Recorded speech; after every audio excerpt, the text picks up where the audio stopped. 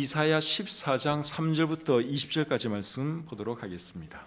여호와께서 너를 슬픔과 곤고와 및 내가 수고하는 고역에서 놓으시고 안식을 주시는 날에 너는 바벨론 왕에 대하여 이 노래를 지어 이르기를 압제하던 자가 어찌 그리 거쳤으며 강포한 성이 어찌 그리 패하였는고 여호와께서 악인의 몽둥이와 통치자의 귤을 꺾으셨도다.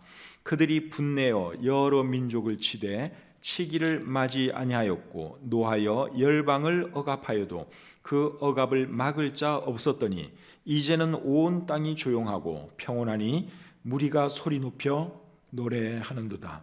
향나무와 레바논의 백향목도 너로 말미암아 기뻐하여 이르기를 네가 넘어져 있은즉 올라와서 우리를 베어 버릴 자 없다 하는도다. 아래의 스올이 너로 말미암아 소동하여 내가 오는 것을 영접하되 그것이 세상의 모든 영웅을 너로 말미암아 움직이게 하며 열방의 모든 왕을 그들의 왕좌에서 일어서게 하므로 그들은 다 내게 말하여 이르기를 너도 우리같이 연약하게 되었느냐 너도 우리같이 되었느냐 하리로다. 내 용화가 스올에 떨어졌으며 내 비파 소리까지로다. 구더기가 내 아래에 깔리며 지렁이가 너를 덮었도다. 너 아침의 아들 계명성이여 어찌 그리 하늘에서 떨어졌으며 너 열국을 엎은 자여 어찌 그리 땅에 찍혔는고 네가 내 마음에 이르기를 내가 하늘에 올라 하나님의 무별 위에 내 자리를 높이리라. 내가 북극 지폐의 산 위에 앉으리라. 가장 높은 구름에 올라가 지극히 높은 이와 같아지리라 하는도다. 그러나 이제 네가 스올 곧 구덩이 맨 밑에 떨어짐을 당하리로다. 너를 보는 이가 주목하여 너를 자세히 살펴보며 말하기를 이 사람이 땅을 진동시키며 열국을 놀라게 하며 세계를 황무하게 하며 성읍을 파괴하며 그에게 사로잡힌 자들을 집으로 놓아 보내지 아니하던 자가 아니냐 하리로다. 열방의 모든 왕들은 모두 각각 자기 집에서 영광 중에 자금만은 오직 너는 자기 무덤에서 내쫓겼으니 가증한 나무가지 같고 칼에 찔려 돌 구덩이에 떨어진 죽음들에 둘러싸였으니 밟힌 시체와 같도다. 네가 내 땅을 망하게 하였고 네 백성을 죽였으므로 그들과 함께 안장되지 못하나니 악을 행하는 자들의 후손은 영원히 이름이 불려지지 아니하리로다 할지니라. 아멘. 오늘은 이사야 14장 3절부터 20절까지의 말씀을 본문으로 해서 너 아침의 아들 계명성이여 이런 제목으로 하나님 말씀 전하기를 원합니다. 오늘 읽은 이 본문은 바벨론 왕에 대한 말씀입니다. 4절을 보시면 여러분들이 알 수 있습니다. 너는 바벨론 왕에 대하여 이 노래를 지어 이르기를 이렇게 말씀을 하고 있죠. 그리고 이제 그 내용이 다 뭔가 하면 바벨론 왕에 대해서 하는 말입니다. 그래서 오늘 이 본문은 바벨론 왕에 대한 말씀입니다. 이사야 13장부터 23장까지에는 여러 나라에 대한 심판의 말씀이 기록되어 있습니다. 여러 나라들 중에서 제일 먼저 나오는 나라가 어느 나라인가 하면 바벨론입니다. 이사야 13장 1절을 한번 보겠습니다. 아모스의 아들 이사야가 바벨론에 대하여 받은 경고라. 그 다음에 6절 너희는 애곡할지어다 여호와의 날이 가까웠으니 전능자에게서 멸망이 임할 것이미로다. 그 다음에 14장 22절 23절 또 보겠습니다. 만군의 여호와께서 말씀하시되 내가 일어나 그들을 쳐서 이름과 남은 자와 아들과 후손을 바벨론에서 끊으리라. 나 여호와의 말이니라. 내가 또 그것이 고슴도치의 굴혈과 물 웅덩이가 되게 하고 또 멸망의 빗자루로 청소하리라. 나 만군의 여호와의 말이니라 하시니라. 그래서 이사야 13장 1절부터 마지막 절까지는 다 바벨론의 심판과 멸망에 대한 말씀입니다. 그리고 이제 바벨론의 심판에 대한 말씀을 하고 나서 나오는 나라는 아수르입니다. 이사야 14장 25절 내가 아수르를 나의 땅에서 파하며 나의 산에서 그것을 짓밟으리니 그때에 그의 멍에가 이스라엘에게서 떠나고 그의 짐이 그들의 어깨에서 벗어질 것이라. 방금 읽은 이 말씀은 아수르의 심판에 대한 말씀을 하고 있죠. 멸망한 순서로 보면 바벨론보다 아수르가 먼저 멸망했는데 바벨론의 심판을 먼저 말하는 이유가 뭘까요? 그리고 말씀의 분량으로 봐도 바벨론에 대한 심판의 말씀이 월등히 많은데 그 이유가 뭐겠습니까? 두 가지 이유 때문이라고 생각합니다. 첫째는 유다를 멸망시킨 나라가 바벨론이기 때문에 그렇습니다. 그 다음에 두 번째 이유는 바벨론은 사탄의 나라를 상징하기 때문에 그렇습니다.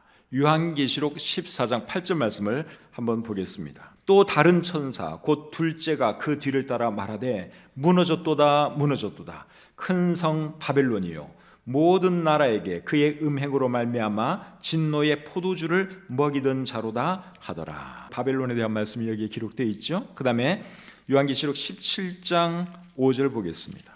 그의 이마에 이름이 기록되었으니 비밀이라 큰 바벨론이라 땅의 음녀들과 가증한 것들의 엄이라 하였더라. 그 다음에 18장 2절 힘찬 음성으로 외쳐 이르되 무너졌도다 무너졌도다 큰 성 바벨론이요 귀신의 처소와 각종 더러운 영이 모이는 곳과 각종 더럽고 가증한 새들이 모이는 곳이 되었도다. 그래서 요한계시록 17장 18장은 바벨론에 대한 말씀인데 요한계시록에서 바벨론은 적 그리스도의 세계 그리고 사탄의 나라를 상징하는 것입니다. 그래서 여러 나라들의 심판에 대한 말씀을 이사야 선지자가 기록을 하는데 제일 먼저 바벨론을 언급한 이유는 유다를 멸망시킨 나라가 바벨론이고 그리고 종말에는 이 바벨론이 사탄의 나라를 상징하는 것이기 때문에 바벨론을 제일 먼저 언급했다 하는 것이죠. 바벨론 제국은 기원전 539년에 메대와 바사에 의해 멸망했습니다. 다니엘서 5장 30절 31절에 바벨론 제국의 멸망에 대해서 기록이 되어 있습니다. 다니엘서 5장 30절 31절 말씀 읽어드리겠습니다. 그날 밤에 갈대아 왕 벨사살이 죽임을 당하였고 메대 사람 다리오가 나라를 얻었는데 그때에 다리오는 62세였더라. 바벨론 제국의 멸망을 기록한 말씀입니다. 바벨론 제국의 마지막 왕이 누굽니까? 벨사살 왕이죠. 그리고 바벨론 제국이 어느 나라에 의해서 무너졌습니까? 메대에 의해서 무너졌다고 말씀하고 있죠. 그런데 우리가 보통 말할 때는 바벨론 제국은 메대와 바사에 의해서 멸망했다 그렇게 말을 하는데 그 이유는 그 당시 메대는 바사와 합병된 상태였기 때문에 그렇습니다. 그래서 바벨론 제국은 메대에 의해서 멸망했다 그 말도 맞는 말이고 바벨론 제국은 메대와 바사 제국에 의해 멸망했다 그 말도 맞는 말입니다. 메대와 바사라고 하는 표현은 다니엘서에도 여러 번 나옵니다. 다니엘서 5장 28절을 한번 보겠습니다. 베레스는 왕의 나라가 나뉘어서 메대와 바사 사람에게 준바되었다 함이니이다 하니 여기 메대와 바사라는 표현이 나오죠. 또 다니엘서 6장 8절을 보겠습니다. 그런즉 왕이여 원하건대 금령을 세우시고 그 조서에 왕의 도장을 찍어 메대와 바사에 고치지 아니하는 규례를 따라 그것을 다시 고치지 못하게 하옵소서 하매 여기도 보면 메대와 바사라는 표현이 나오죠. 그리고 12절에도 나오고 15절에도 나옵니다. 바벨론 제국이 멸망할 그 당시에 메대의 왕은 다리오고 바사의 왕은 누굴까요? 고레스입니다. 자, 그 말씀이 다니엘서 6장 28절에 나옵니다. 이 다니엘이 다리오 왕의 시대와 바사 사람 고레스 왕의 시대에 형통하였더라. 그러니까 바벨론 제국이 메대와 바사 제국에 의해서 멸망했는데 그때 메대의 왕은 다리오, 바사의 왕은 고레스 왕이다 하는 것이죠. 이 바벨론이 메대에 의해서 멸망할 것은 이사야서에도 기록이 되어 있습니다. 자, 이사야 13장 17절부터 19절을 한번 보겠습니다. 보라, 은을 돌아보지 아니하며 금을 기뻐하지 아니하는 메대 사람을 내가 충동하여 그들을 치게 하리니 메대 사람이 활로 청년을 쏘아 죽이며 태의 열매를 긍휼히 여기지 아니하며 아이를 애석하게 보지 아니하리라. 열국의 영광이요 갈대아 사람의 자랑하는 놀이개가 된 바벨론이 하나님께 멸망당한 소돔과 고모라 같이 되리니. 자, 여기 보면 바벨론 제국이 메대에 의해서 멸망할 것을 여기 말씀을 하고 있죠. 이사야 선지자는 유다가 멸망하기 100년 전에 사역했던 사람입니다. 그리고 바벨론 제국이 멸망하기 150년 전에 사역을 했던 사람이에요. 근데 이사야 선지자를 통해서 바벨론 제국이 메대에 의해서 멸망한 것을 기록하고 있는데 얼마나 놀랍습니까? 정말 놀라운 일 아닙니까? 150년 전에 있을 일을 이사야 선지자가 하나님의 영감으로 이 말씀을 하고 있어요. 메대에 의해서 바벨론 제국이 무너질 것이다. 그 말씀을 하고 있죠. 그래서 성경이 정확한 책이고 놀라운 책이다. 그렇게 말하는 것이죠. 자, 이제 오늘 본문의 내용을 살펴보도록 하겠습니다. 본문의 내용은 바벨론 왕에 대한 말씀입니다. 3절부터 5절까지 말씀 제가 한번 읽겠습니다. 여호와께서 너를 슬픔과 곤고와 및 내가 수고하는 고역에서 놓으시고 안식을 주시는 날에 너는 바벨론 왕에 대하여 이 노래를 지어 이르기를 압제하던 자가 어찌 그리 그쳤으며 강포한 성이 어찌 그리 패하였는고 여호와께서 악인의 몽둥이와 통치자의 큐를 꺾으셨도다. 자, 여기 어떤 말씀을 하고 있어요? 하나님께서 너에게 안식을 주시는 날에, 즉 바벨론의 압제에서 너를 벗어나게 하는 날에 너는 이 노래를 부르라. 지금 하나님께서 이사야 선지자를 통해서 그렇게 말씀하고 계십니다. 그리고 그 노래 내용에 대해서는 이제 4절 하반절부터 오늘 본문 끝까지 20절까지 기록되어 있습니다. 자, 어떤 노래를 부르라고 했는지 4절 하반절과 5절 말씀을 제가 다시 한번 읽어보겠습니다. 압제하던 자가 어찌 그리 그쳤으며 강포한 성이 어찌 그리 패하였는고 여호와께서 악인의 몽둥이와 통치자의 큐를 꺾으셨도다. 여기서 말하는 압제하던 자는 누구를 말합니까? 바벨론 제국을 말하는 것이죠. 바벨론 왕을 말하는 것입니다. 그 다음에 6절부터 8절까지 말씀 계속 보겠습니다. 그들이 분내어 여러 민족을 치되 치기를 맞이 아니하였고 노하여 열방을 억압하여도 그 억압을 막을 자 없었더니 이제는 온 땅이 조용하고 평온하니 무리가 소리 높여 노래하는도다.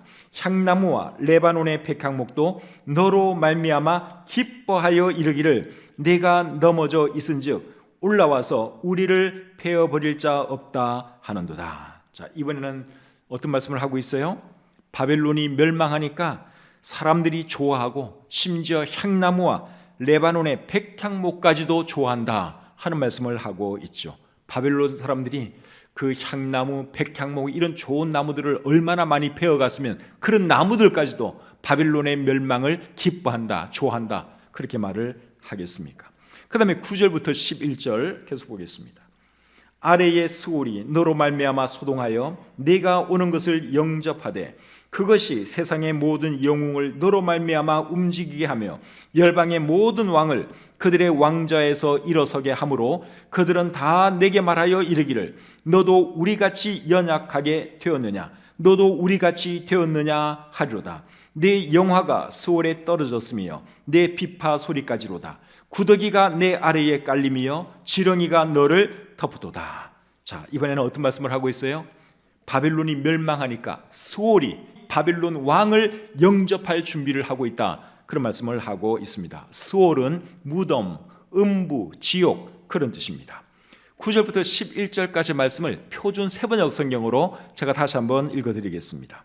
땅 밑에 스올이 네가 오는 것을 반겨 맞으려고 들떠 있고 죽어서 거기에 잠든 모든 세상 통치자의 망령을 깨우며 한때 세상을 주름잡던 그 왕들을 깨운다. 그 망령들이 너에게 한마디씩 할 것이다. 너도 별 수 없이 우리처럼 무력해졌구나. 우리와 똑같은 신세가 되었구나. 너의 영화가 너의 검은고 소리와 함께 스올로 떨어졌으니 구더기를 요로 깔고 지렁이를 이불로 덮고 누워라. 그러니까 이제 바벨론 제국이 멸망함으로 바벨론 왕이 이제 결국은 음부에 떨어질 것을 이렇게 말씀을 하고 있는 것이죠. 지금까지의 내용은 뭐 별로 어렵지 않죠? 그러니까 바벨론 제국이 이제 멸망하는 날 너희들은 이런 노래를 부르라. 그 내용이 방금 읽은 이 말씀의 내용입니다. 계속해서 12절부터 15절 보겠습니다. 12절부터 15절. 너 아침의 아들 계명성이여 어찌 그리 하늘에서 떨어졌으며 너 열국을 엎은 자여 어찌 그리 땅에 찍혔는고 네가 내 마음에 이르기를 내가 하늘에 올라 하나님의 뭇별 위에 내 자리를 높이리라. 내가 북극 지폐의 산 위에 앉으리라. 가장 높은 구름에 올라가 지극히 높은 이와 같아지리라 하는도다. 그러나 이제 네가 스올 곧 구덩이 맨 밑에 떨어짐을 당하리로다. 자, 12절부터 15절까지 말씀을 지금 읽었는데 이 말씀은 바벨론 왕에 대한 말씀 같지가 않습니다. 여러분들이 이 말씀을 잘 보면 이거는 분위기가 조금 이상한데, 이 내용이 심상치 않은데 그런 느낌을 받을 겁니다. 제가 다시 한번 12절부터 14절까지 말씀을 천천히 읽어 드릴 테니까 이 말씀이 누구에 대한 말씀 같은지 한번 여러분들이 생각을 해보시기 바랍니다. 12절부터 14절 제가 다시 한번 읽겠습니다. 너 아침의 아들 계명성이여 어찌 그리 하늘에서 떨어졌으며 너 열국을 엎은 자여 어찌 그리 땅에 찍혔는고 내가 내 마음에 이르기를 내가 하늘에 올라 하나님의 뭇별 위에 내 자리를 높이리라. 내가 북극 지폐의 산 위에 앉으리라. 가장 높은 구름에 올라가 지극히 높은 이와 같아지리라 하는도다. 자, 잘 보셨죠? 이 말씀은 바벨론 왕에 대한 말씀 같지가 않죠. 이 말씀은 누구에 대한 말씀인가 하면 사탄에 대한 말씀입니다. 13절 끝부분에 보시면 북극 지폐의 산 위에 앉으리라 그런 말씀을 하고 있습니다. 북극 지폐의 산 위에 앉으리라. 이 말의 의미는 북쪽 끝에 있는 신들의 회의 장소인 산 꼭대기에 앉겠다, 그러한 뜻입니다. 우리말 성경이 그런 식으로 번역을 해놓았습니다. 신들의 회의 장소, 여기서 말하는 신들은 누굴까요? 성부, 성자, 성령 하나님을 말하는 것이죠. 창세기 1장 26절을 보시면 하나님이 우리의 형상을 따라 우리의 모양대로 우리가 사람을 만들자 하는 말씀을 하고 있는데, 거기서 말하는 우리는 누굴까요? 하나님이 누구에게 말을 하는 겁니까? 성부, 성자, 성령 하나님, 그 삼위를 이제 하나님께서 우리라고 표현하고 있는 것입니다. 그래서 여기 13절에 북극 지폐의 산 위에 앉으리라. 여기서 말하는 지폐는 성부, 성자, 성령 하나님 그 삼위의 모임을 말하는 것이죠. 그래서 12절부터 14절까지의 내용은 사탄이 하나님과 같이 높아지려고 하다가 하나님의 심판을 받고 이 땅으로 추방된 것을 말하는 것이죠. 예언서의 특징 중에 하나가 뭔가 하면 가까운 미래의 일을 말하다가 갑자기 먼 미래의 일을 말합니다. 그리고 또 역으로 가까운 과거의 일을 말하다가 먼 과거의 일을 말을 해요. 그런데 오늘 방금 읽은 12절부터 14절까지의 말씀은 바벨론 왕의 심판과 멸망에 대해서 말을 하다가 더 과거에 사탄이 하나님의 심판받아서 이제 벌받은 그것을 여기서 말을 하고 있는 것입니다. 그런데 12절 말씀에 보면 사탄을 어떻게 표현하는가 하면 아침의 아들 계명성이라고 표현하고 있죠. 아침의 아들 계명성. 계명성이 뭐죠? 계명성은 새벽별, 샛별을 말합니다. 샛별은 금성, 비너스를 일상적으로 이루는 말이라 그러네요. 비너스, 금성이 비너스인데 새벽에 뜨는 그 별이 금성이랍니다. 근데 여기 계명성이라고 하는 말의 의미는 새벽별, 샛별, 그러한 뜻입니다. 그런데 이 계명성을 영어 킹 제임스 성경에서는 루시퍼라고 번역을 하고 있습니다. 루시퍼 들어보셨죠? 킹 제임스 성경에 루시퍼라고 되어 있어요. 우리 한글 성경에 계명성이라고 되어 있는 이 말이 킹 제임스 성경에는 루시퍼라고 되어 있습니다. 루시퍼는 라틴어로 샛별, 계명성, 금성 그런 뜻이에요. 라틴어 성경에 루시퍼로 되어 있는 그 부분을 킹 제임스 성경이 음역을 한 겁니다. 히브리어 성경에는 루시퍼라고 발음이 안 돼 있어요. 그냥 샛별, 새벽별 이런 의미의 단어를 사용하고 있습니다. 근데 옛날에 아주 오래전에 나왔던 그 라틴어 성경에 이 계명성이라고 되어 있는 이 히브리 말을 어떻게 번역했느냐? 루시퍼로 번역을 했어요. 그리고 킹 제임스 성경을 번역하던 사람들이 라틴어 성경에 있는 그 말을 그대로 가져와서 루시퍼라고 옮겨 놓은 겁니다. 그래서 오늘날에는 이제 그 킹 제임스 성경의 영향으로 루시퍼가 결국은 누구를 상징한 말이 되어버렸어요? 사탄을 상징하는 말이 된 것이죠. 루시퍼는 사탄의 또 다른 말이 아니라 그 의미는 뭐라고요? 샛별, 계명성 그런 뜻의 라틴어예요. 라틴어 성경을 옛날 캐톨릭에서는 미사 드릴 때 라틴어 성경을 봤어요. 지금도 아마 그러고 있는 성당도 있을 수 있어요. 근데 그 라틴어 성경에, 천주교 사람들이 보던 라틴어 성경에 이 계명성이 루시퍼로 되어 있다 하는 겁니다. 그리고 킹제임스 성경은 그걸 그대로 가져와서 음역을 해서 루시퍼라고 번역을 해 놓은 것이죠. 근데 왜 사탄을, 흉악한 사탄을 아침의 아들 계명성이라고 했을까요? 그 이유는 뭔가 하면, 사탄은 지금은 타락을 했기 때문에 정말 흉악한 그런 존재지만 처음에는 정말 아름다운 존재였거든요. 그래서 여기에 사탄을 일컬어서 아침의 아들 계명성아, 그렇게 말을 하는 겁니다.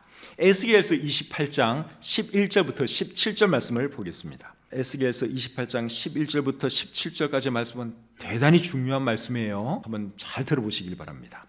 여호와의 말씀이 또 내게 임하여 이르시되, 인자야, 두로 왕을 위하여 슬픈 노래를 지어 그에게 이르기를, 주 여호와의 말씀에 너는 완전한 도장이었고 지혜가 충족하며 온전히 아름다웠도다. 네가 옛적에 하나님의 동산 에덴에 있어서 각종 보석, 곧 홍보석과 황보석과 금강석과 황옥과 홍만호와 창옥과 청보석과 남보석과 홍옥과 황금으로 단장하였으며, 네가 지음을 받던 날에 너를 위하여 소고와 비파가 준비되었도다. 너는 기름 부음을 받고 지키는 그룹이며, 내가 너를 세우매 네가 하나님의 성산에 있어서 불타는 돌들 사이에 왕래하였도다. 네가 지음을 받던 날로부터 내 모든 길에 완전하더니 마침내 내게서 불의가 드러났도다. 내 무역이 많으므로 내 가운데에 강포가 가득하여 네가 범죄하였도다. 너 지키는 그룹아, 그러므로 내가 너를 더럽게 여겨 하나님의 산에서 쫓아냈고 불타는 돌들 사이에서 멸하였도다. 네가 아름다움으로 마음이 교만하였으며 네가 영화로움으로 내 지혜를 더럽혔으며, 내가 너를 땅에 던져 왕들 앞에 두어 그들의 구경거리가 되게 하였도다. 자, 방금 읽은 이 말씀은 두로 왕에 대한 말씀을 하다가 또 누구 얘기를 하는 것 같아요? 사탄 얘기를 하는 거예요. 두로 왕에 대한 이야기를 하다가 사탄이 아름다운 존재였는데 타락해서 결국은 땅으로 추방된 그것을 여기서 말씀하고 있지요. 이 말씀에 의하면 사탄은 아름다운 천사였습니다. 그룹은 천사들의 한 무리입니다. 그래서 이 사탄은 원래는 천사였어요. 그룹이라는 천사였어요. 그런데 이 사탄이 하나님과 되려고 하다가 하나님의 심판을 받고 쫓겨났는데, 쫓겨난 곳이 어디입니까? 이 땅으로 쫓겨났어요. 이 땅으로. 방금 읽은 이 말씀에도 17절에 너를 땅에 던져 하는 표현이 나오죠. 그리고 오늘 본문 12절에도 보시면, 이사야 14장 12절을 보시면, 너 열국을 엎은 자여 어찌 그리 땅에 찍혔는고, 어찌 그리 땅에 찍혔는고, 네가 벌을 받아서 땅으로 던져진 바 되었다, 그 말이에요. 근데 여기서 말하는 땅이 어디냐? 지구에, 우리가 살고 있는 이 세상을 말합니다. 영어 성경에 보면 땅을 earth, 지구라고 그렇게 번역을 하고 있습니다. 그래서 지금 사탄은 이 세상에서 왕노릇하고 있잖아요. 이 세상의 신으로서 왕노릇하고 있습니다. 그런데 결국은 어떻게 되느냐? 지옥에 떨어지게 되죠. 요한계시록 20장 10절 말씀해 보시면 이 사탄이 최종적으로 어떻게 되느냐 하는 말씀이 기록되어 있습니다. 요한계시록 20장 10절입니다. 또 그들을 미혹하는 마귀가 불과 유황못에 던져지니 거기는 그 짐승과 거짓 선지자도 있어 세세토록 밤낮 괴로움을 받으리라. 자, 이 마귀 사탄이 결국은 지옥불에 던져진다고 말씀하고 있지요. 12절부터 15절까지 말씀 이해가 되셨죠? 예. 바벨론 왕에 대한 말씀을 쭉 하다가 그 다음에 예언서의 특징을 살려서 비슷한 상황인 이제 사탄이 멸망하든 심판받든 그것을 이사야 선지자가 기록을 한 것입니다. 하나님의 영감을 받아서 이제 사탄이 심판받는 그 장면을 이렇게 생생하게 기록을 한 것이죠. 그리고 에스겔서 28장은 두로 왕에 대한 말씀을 하다가 또 사탄이 심판받는 그것을 이야기하고 있습니다. 그러니까 이사야 14장 12절부터 15절까지 하고 에스겔서 28장 11절부터 17절까지의 말씀은 사탄과 관련해서 대단히 중요한 말씀이다. 사탄의 기원과 타락에 대한 말씀이다. 한 것을 여러분들이 잘 기억해 두면 좋습니다. 외우기도 좋아요. 이사야 14장 그리고 에스겔 몇 장? 28, 14, 28 꼭 기억해 놓으시기를 바랍니다. 16절 17절 보겠습니다. 너를 보는 이가 주목하여 너를 자세히 살펴보며 말하기를 이 사람이 땅을 진동시키며 열국을 놀라게 하며 세계를 황무하게 하며 성읍을 파괴하며 그에게 사로잡힌 자들을 집으로 놓아보내지 아니하던 자가 아니냐 하려다. 자, 이 말씀은 다시 또 이제 바벨론 왕에 대한 말씀을 하고 있습니다. 18절부터 20절 보겠습니다. 열방의 모든 왕들은 모두 각각 자기 집에서 영광 중에 자금만은 오직 너는 자기 무덤에서 내쫓겼으니 가증한 나무가지 같고 칼에 찔려 돌구덩이에 떨어진 죽음들에 둘러싸였으니 밟힌 시체와 같도다. 네가 내 땅을 망하게 하였고 내 백성을 죽였으므로 그들과 함께 안장되지 못하나니 악을 행하는 자들의 후손은 영원히 이름이 불려지지 아니하리로다 할지니라. 자, 방금 읽은 이 말씀은 바벨론 왕의 시신이 안장되지 못하고 버려질 것이다 하는 말씀을 하고 있죠. 시신이 여러분 안장되지도 못하고 버려진다고 한번 생각을 해보십시오. 그것은 얼마나 수치와 모욕적인 일입니까? 근데 이 바벨론 왕의 시신이 그렇게 된다는 거예요. 버려질 것이다, 방치될 것이다, 그 말씀을 하고 있습니다. 바벨론 제국의 마지막 왕이 누구라 그랬죠? 다니엘서 5장 30절과 31절 말씀에 의하면 벨사살, 아까 읽었잖아요. 자, 다시 한번 제가 읽어드릴게요. 그날 밤에 갈대아 왕 벨사살이 죽임을 당하였고 메대 사람 다리오가 나라를 얻었는데 그때의 다리오는 62세였더라. 자, 벨사살 왕이 어떻게 죽었느냐? 자연적으로 죽은 것도 아니고 병으로 죽은 것도 아니고 죽임을 당했어요. 누구에 의해서?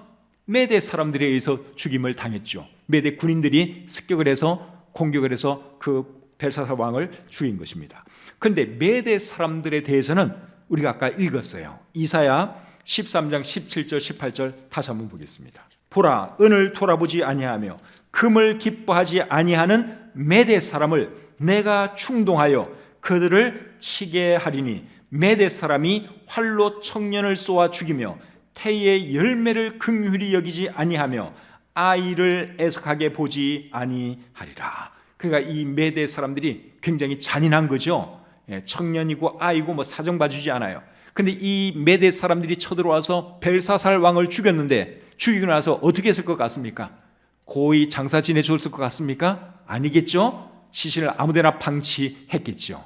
그래서 18절부터 20절까지에 기록된 이 벨사살 왕의 최후가 이제 그 시신이 버려질 것이다, 그렇게 말을 했는데 그 말씀이 이제 실제로 그대로 우리가 자세한 역사적인 기록은 없기 때문에 구체적으로 어떤 일이 났는지는 알 수 없어요. 그러나 어쨌든 죽임 당했다, 그리고 메대 사람들은 잔인한 사람들이다 하는 거 감안할 때 그 시신이 어떻게 되었을지는 우리가 충분히 상상하고도 남음이 있는 것이죠. 이제 말씀을 마치겠습니다. 오늘 본문에서 제일 중요한 말씀은 몇 절부터 몇 절까지입니까? 12절부터 14절까지가 제일 중요해요. 이 말씀이 사탄에 대한 말씀입니다. 15절도 물론 사탄에 대한 말씀인데 그건 이제 사탄의 최후 음부에 떨어진다, 지옥에 떨어진다 하는 말씀이고, 사탄의 과거의 심판, 그 타락한 그것을 기록한 말씀은 12절부터 14절까지죠. 사탄은 원래는 아름다운 천사였는데 하나님과 같아지려 가다가 하나님의 심판을 받았습니다. 그리고 그 사탄은 지금 이 세상에서 통치자 노릇을 하고 있습니다. 그래서 요한복음 12장 31절은 사탄을 이 세상의 임금이라고 말하고 있고, 에베소서 2장 2절에서는 공중의 권세 잡은 자라고 표현하고 있습니다. 고린도후서 4장 4절은 사탄을 이 세상의 신이라고 말하고 있습니다. 고린도후서 4장 4절 말씀을 한번 읽어드리겠습니다. 그 중에 이 세상의 신이 믿지 아니하는 자들의 마음을 혼미하게 하여 그리스도의 영광의 복음의 광채가 비치지 못하게 함이니 그리스도는 하나님의 형상이니라. 여기 이 세상의 신이라는 표현이 나오죠. 이게 사탄입니다. 이 세상의 신이 누구냐? 예, 사탄이에요. 사탄. 이 세상에 뭐 잡신, 귀신 엄청나게 많은데 그 모든 신들의 대장이 사탄이죠. 이 세상의 신이라고 표현하고 있는 것입니다. 사탄은 지금도 사람들을 미혹해서 자기를 따르게 합니다. 하나님을 대적하게 만듭니다. 사람들을 미혹하기 위해서 사탄은 흉악한 모습을 절대로 드러내지 않아요. 고린도서 11장 14절 말씀에 의하면 자기를 광명의 천사로 가장한다고 말씀하고 있습니다. 그리고 사탄의 일꾼들도 자기를 의의 일꾼으로 가장한다고 말씀하고 있습니다. 그래서 여러분, 이단들, 이런 사람들 여러분 미혹당하면 안 돼요. 그들이 하는 말이 그럴듯하고 정말 좋은 사람 같아도 그게 가장하는 겁니다. 사탄도 여러분 광명의 천사로 가장을 하고 우리에게 접근을 한다고 하는 그 사실을 절대로 잊으시면 안 됩니다. 근데 사탄에게 미혹당해서 사탄 따라가면 결국 어떻게 되겠어요? 지옥 가는 거예요. 사탄과 함께 지옥 가는 것입니다. 마태복음 25장 41절에 그 말씀이 있습니다. 또 왼편에 있는 자들에게 이르시되 저주를 받은 자들아 나를 떠나 마귀와 그 사자들을 위하여 예비된 영원한 불에 들어가라. 여러분, 지옥불은 결국 누구를 위해서 예비된 겁니까? 사탄과 그를 추종하는 악한 영들을 위해서 준비된 장소예요. 근데 사람들이 사탄을 쫓아가면 어쩔 수가 없는 거예요.